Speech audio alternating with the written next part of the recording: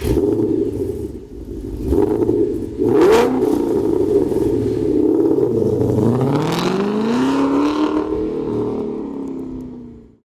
Bill from CJ Pony Parts. Today we're going to be installing a classic radio from RetroSound in our 1967 Mustang convertible. RetroSound offers 3 models that will fit all 64 through 86 Mustangs using their patented InfiniMount system, which allows for superior installation flexibility. All their radios are going to feature AM/FM RDS tuners with 30 presets, 4-channel amplification, auxiliary inputs, as well as pre-outs. Let's take a look at the 3 different models and some of their specific features. This is the classic chrome RetroSound radio. You can see how small the chassis is. By using a small chassis, as well as putting these control stalks on cables, allows for an infinite amount of ways to mount this radio. All RetroSound radios have removable power, as well as removable speaker plugs, as well as 4-channel pre-outs and an auxiliary input. This particular radio is a 50-watt by 4 amplifier built in. This is the Model 1 radio. It's available in either a black or a chrome face and has an upgraded LCD display. Also comes with a remote control and this mountable box which will take both a USB or auxiliary input. This is the RetroSound Zuma we'll be installing in our 67 Mustang. This radio features a 25 by 4 amplifier, USB as well as auxiliary inputs, and a push button front for that authentic vintage look. The beauty of the InfiniMount system, it allows you to pick out the radio that fits your needs. You just order the correct knob and bezel kit to install it in your vehicle. For this installation, you'll need a Phillips head screwdriver, 3/8 ratchet, 9/16 socket, 1/2-inch socket, solderless connects or a solder and soldering iron, crimping tool, wire strippers, and a multimeter. As you can see, our 67 convertible is still rocking the original AM radio. Long overdue for an upgrade. First step is remove the radio bezel. 4 Phillips head screws holding the bezel to the dash.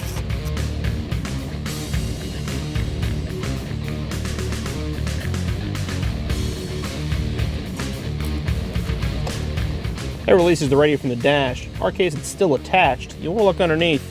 You can see there's a back strap holding to the bottom of the dash. We'll remove that next.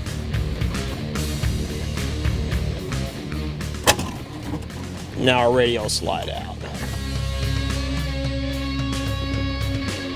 You want to start by disconnecting your antenna, and then disconnect the 2 harnesses to wire up the radio.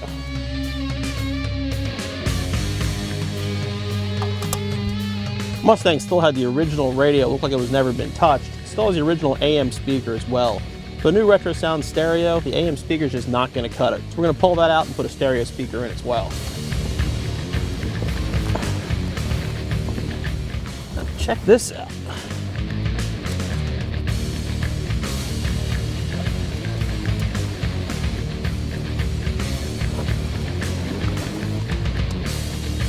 Something every Mustang owner dreams of finding is the original build sheet for this car.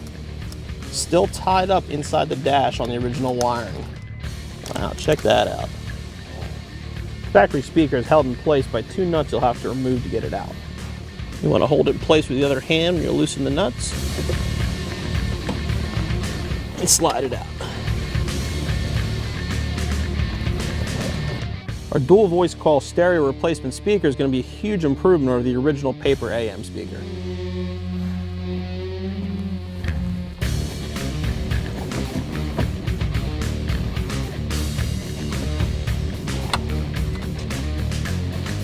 The original plug's only have 2 wires coming out of it. Our new radio is going to require 3. One of these is going to be 12-volt switched, which is what we're going to need. The other one is for illumination for the original radio. We're not going to use that one at all. To figure it out, you want to turn your key to the on position and check to see which one's getting 12 volts.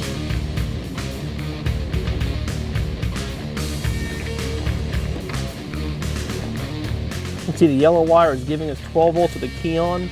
That's going to be our 12 volt switched. Now we've figured out our 12 volt switch power, we'll be able to ground it through the chassis as well, which just leaves the 12 volt constant. Thankfully for 67, 12 volt constant will be right next door here at the cigarette lighter. You'll get a constant power there, hook up all of our wires to our new stereo. This is the power harness for our RetroSound radio. We're going to be using the ground, 12 volt switched, and a 12 volt constant. The power antenna and the remote amp turn on are not used. We're just going to put them aside for now. We're going to use this original style bullet connector so we don't have to cut the harness for our stereo. We're going to use a wire tap to tap into the power going to our cigarette lighter. To get easier access to the cigarette lighter, we're going to pull the ashtray out.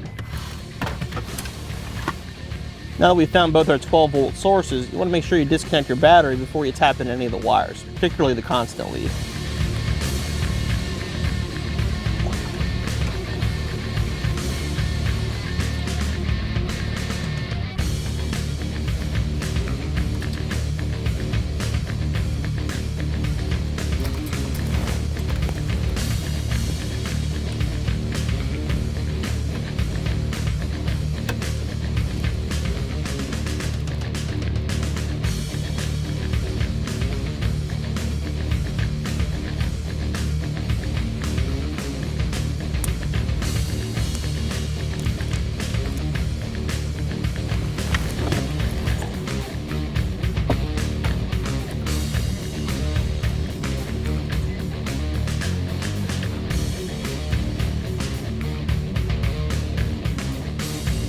Now we're going to install a bullet connector to our switch lead.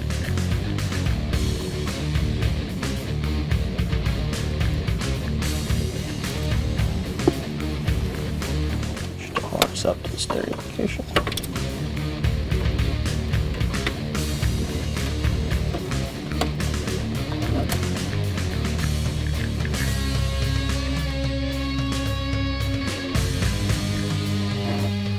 Now we have our constant our switch connected. We've got our wires here for our speaker. Now we're to go install the new stereo into the original bezel. Now I got to move our original radio from our bezel. The original bezel has been modified or is in poor shape. Now's a good time to replace it. Ours isn't too bad, so we're going to keep it, just remove the stereo. First step is to pull these knobs off. We'll simply slide right off the knob.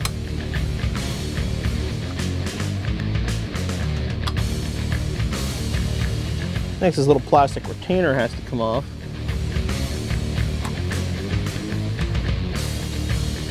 There's a retaining nut on each side that you remove next. Usually they're only hand tight.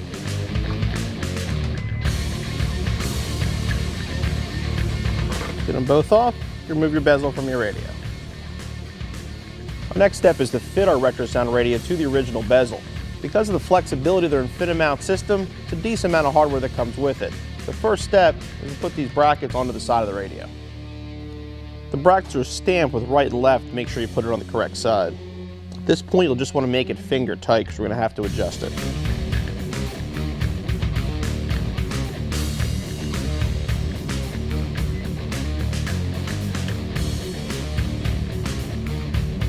Now we're going to mock the radio up on our bezel to get an idea where these brackets need to be before we tighten it down. Then we'll take the supplied trim for the radio and slide it over. These factory pieces are actually two different lengths. You want to make sure the bracket on both sides is off that a little bit so we have room for the shaft itself. Slide this one back there. And line that one up there and tighten them down.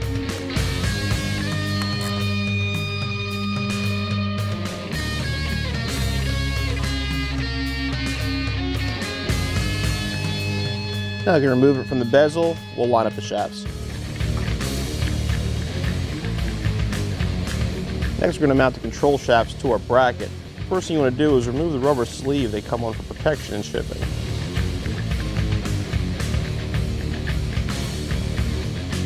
Grab one of the supplied brackets. These are not side specific, doesn't matter which one goes on which side.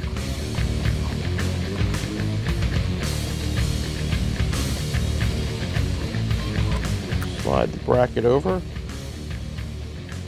Grab one small washer and one of the supplied nuts.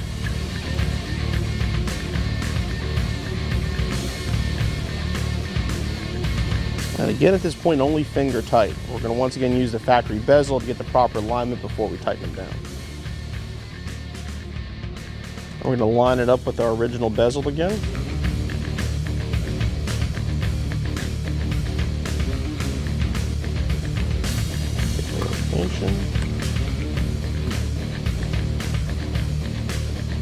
Half-inch socket to tighten them down.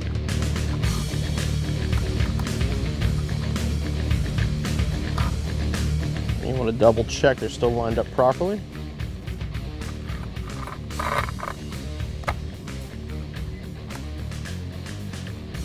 We're ready for the next step. Now that we have these shafts tightened down, time to put the radio into the bezel.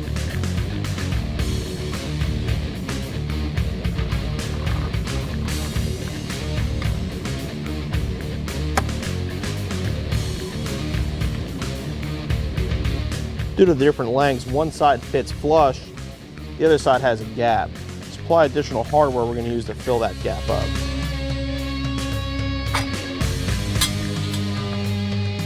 Slide another nut over that shaft.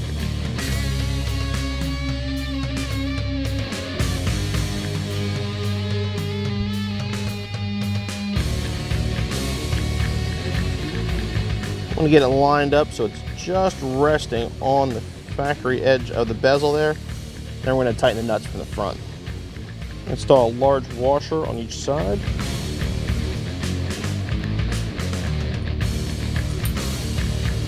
And then another mounting nut.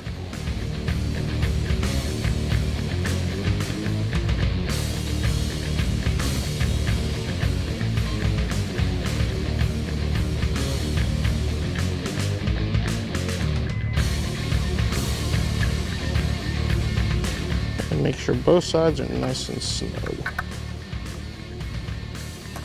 I want to tighten them too tight. Just a little beyond finger tight on these.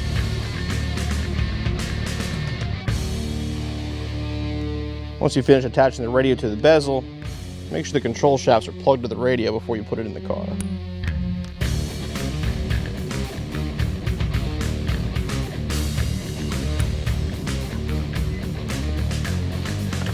And the last step before we put it in, just install the supply knobs.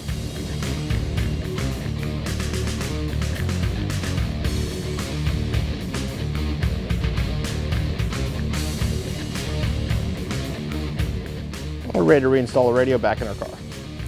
Before we can try the radio, we have a couple more connections we got to make.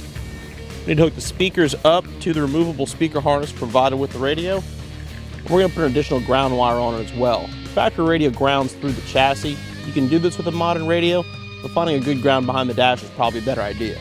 We're going to ground to this bolt over here. It's part of the dash bracket.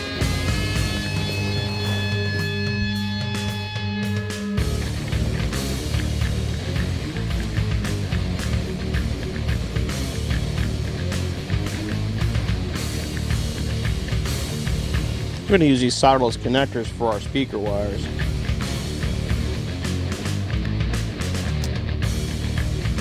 The wires are labeled both left and right and positive negative. Match them up to the corresponding wires in your dash.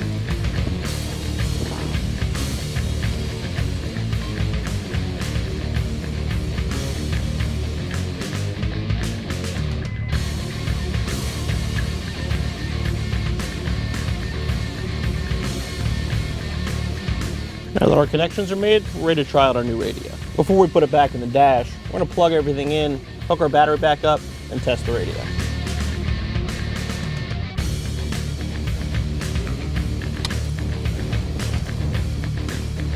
Turn our key on.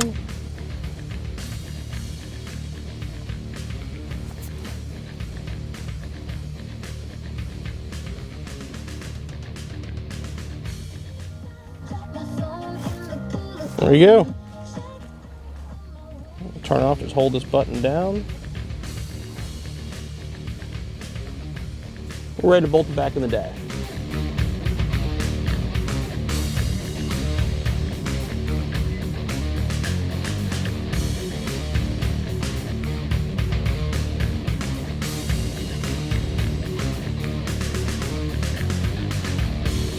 Not only does the RetroSound Radio look great in our 67 convertible, sounds great too.